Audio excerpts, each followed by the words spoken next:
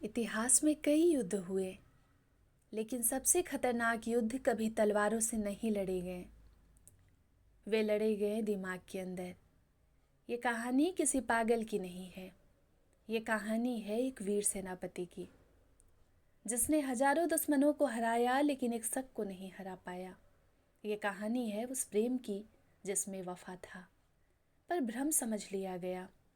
Shakespeare ने सदियों पहले लिखा था, लेकिन आज साइकोलॉजी इसे पहचानती है ओथेलो सिंड्रोम के नाम से। जहाँ शक सवाल नहीं करता, सबूत बेकार हो जाते हैं और प्यार अपराध बन जाता है।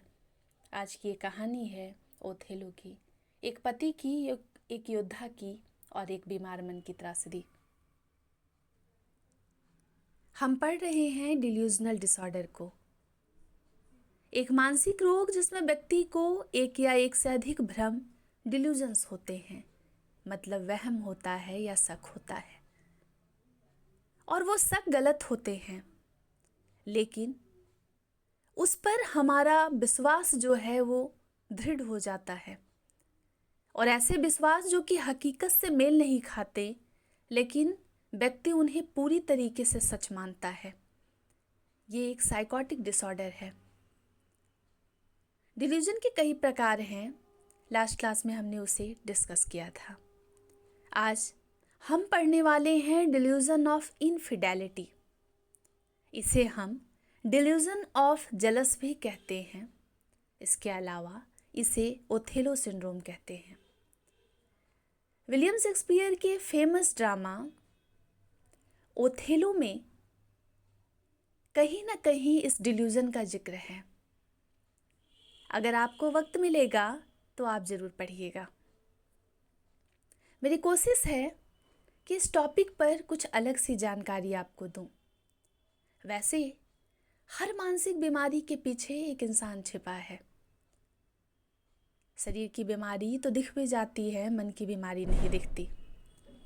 डिल्यूजन ऑफ इनफिडेलिटी, जिसे हम ओथेलो सिंड्रोम या फिर पैथोलॉजिकल जेलसी भी कहते हैं, एक ऐसी मानसिक अवस्था जिसमें व्यक्ति को बिना किसी ठोस प्रमाण के ये भरोसा हो जाता है, विश्वास पक्का हो जाता है कि उसका जीवन साथी, उसका पार्टनर उससे बेवफाई कर रहा है। इनफिडेलिटी का अर्थ है बेवफाई। डिल्यूजन ऑफ इनफिडेलिटी, हम बात कर रहे हैं बेवफाई पर। ये कोई ऐसी समस्या नहीं है जिसे हम पहली बार सुन रहे हैं। जिस समाज में हम रहते हैं, कई रिश्ते शक की बुनियाद पर तबाह हो जाते हैं। डिल्यूजन ऑफ इनफिडेलिटी की कुछ विशेषताएं हैं, कुछ लक्षण हैं, जिसमें कोई वास्तविक सबूत तो मरीज के पास नहीं है, फिर भी विश्वास उसका अडिग रहता है।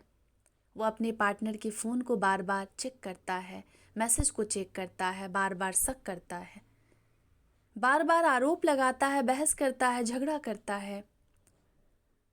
उसके अंदर एक फीलिंग ऑफ इनसिक्योरिटी आ जाती है, गुस्सा होता है, वो चिंतित रहता है, और आप लाख समझाएं फिर भी आपके पार्टनर का विश्वास नहीं बदलता है।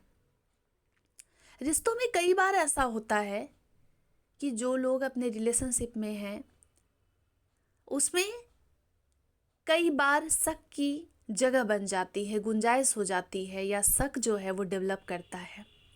लेकिन एक सामान्य शक थोड़ा सा डिल्यूजन ऑफ इनफिडेलिटी से अलग होता है। अगर कोई इंसान सामान्य शक कर रहा है अपने पार्टनर पर, तो आप उसे अगर सबूत दिखा देते हैं तो वो मान जाता है। लेकिन डिल्यूजन ऑफ इनफिडेलिटी में आप लाख सबूत दिखाएंगे, मरीज यकीन नहीं करता है, क्योंकि उसे भ्रम पर भरोसा होता है। अब जब आप बार बार उसे समझाएंगे फिर भी मरीज नहीं मानता है, और वो लगातार जिद्दी हो जाता है। कई बार जितने भी डिल्यूजन डिसऑर्डर होते हैं वो किसी बड़े बीमारी के एक लक्षण के तौर पर नजर आते हैं। कई बार ये माना जाता है कि जो लोग बहुत अधिक अल्कोहल कंज्यूम करते हैं उनमें भी डिल्यूजन ऑफ इनफिडेलिटी नजर आती है। वैसे इस डिल्यूजन के परिणाम बेहद खतरनाक हैं। रिश्ते टूट जाते हैं, घरेलू हिंसा का खतरा बढ़ जाता है, दोनों ही पार्टनर गंभीर मानसिक तनाव में रहते हैं और अंत में एक सामाजिक अलगाव दिखता है। तो बहुत ज़रूरी बात है समझना कि अगर कोई व्यक्ति अपने पार्टनर को नुकसान पहुंचाने की धमकी दे रहा हो या खुद को किसी तरीके से चोट पहुंचा रहा हो, तो फिर तुरंत उसे मानसिक स्वास्थ्य के लिए आगे भेजना चाहिए या उसे किसी प्रोफेशनल से तुरंत ट्रीटमेंट दिलवाना चाहिए।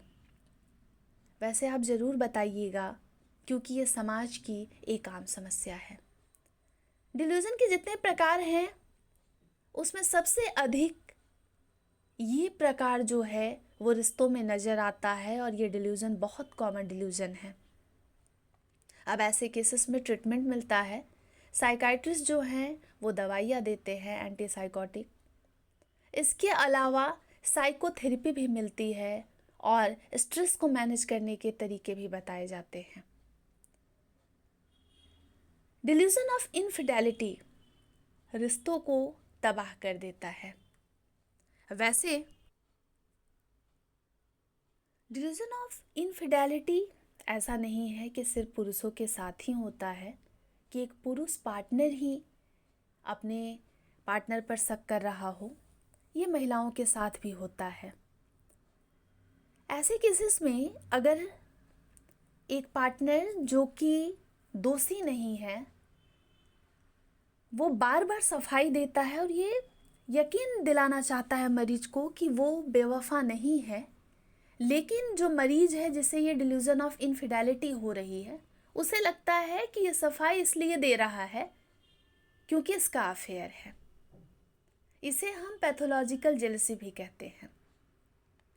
अब एक पति जो है, मान के चलिए ऑफिस से घर आता है, घर आकर बार बार अपनी पत्नी पर आरोप लगाता है, पूछताछ करता है, या अगर कोई ऐसी पत्नी है जो बाहर काम पर जाती है, बार बार उससे पूछताछ करना, उसके मोबाइल मैसेज कॉल को चेक करना, उसके सोशल मीडिया को चेक करना, उसकी हर एक्टिविटी पर निगरानी रखना, उसको घर बाहर जाने से रोकना, शक करना, अगर वो हंस रही है तो ये पूछना कि तुम क्यों हंस रही हो, तुम पहले तो बहुत नहीं हंसती थी, अब तुम्हें क्या हो गया है। या अगर वो बहुत अच्छे से बातचीत कर रही है उस पर भी डाउट करना। तो पार्टनर पर तरह तरीके से जो मरीज है वो शक करता है। कई बार गंभीर लक्षण भी इसके दिखते हैं, जैसे कि पार्टनर धमकी देता है, वो जबरन जो है नियंत्रण करना चाहता है अपने पार्टनर के ऊपर, और कई केसेस में जो है मरीज सुसाइड भी कर लेता है। डिल्यूजन ऑफ इनफिडेलिटी को ओथेलो सिंड्रोम भी कहा जाता है, जो विलियम शेक्सपियर के नाटक ओथेलो से लिया गया है, जहां ओथेलो बिना प्रमाण के पत्नी पर शक करता है और अंत में अपनी वाइफ की हत्या कर देता है। वैसे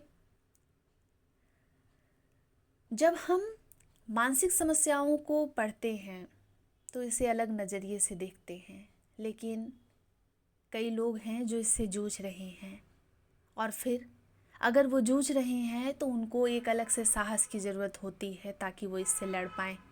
आप ज़रूर बताइएगा कि कभी आपका इस तरीके के किसी पेशेंट से सामना हुआ है और वो क्या क्या सिम्टम है और आपके अंदर क्या फीलिंग आती है जब आप इस तरीके से किसी मानसिक बीमारी को, एक डिसऑर्डर को पढ़ते हैं।